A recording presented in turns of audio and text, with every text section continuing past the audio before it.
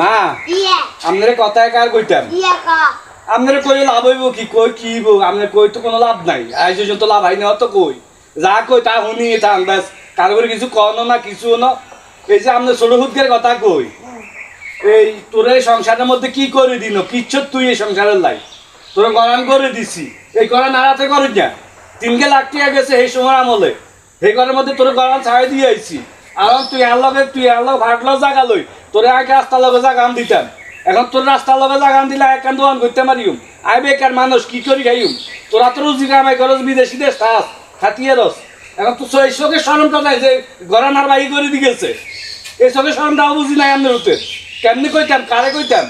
আপনার কই লাভ হইব কি আপনি শুনি থান আপনার হতের কাছে কইলে আপনার কিছু জানেন না আপনি শুধু কইতামই আরই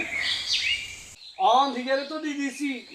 ছোট ভাই করি খাক অসুবিধা নাই ভালোভাবে চলুক ভালোভাবে খাক ভালোভাবে থাক এটা লাই দিছি হিসাব করে দিছি আমি আলাদাভাবে যাই করছি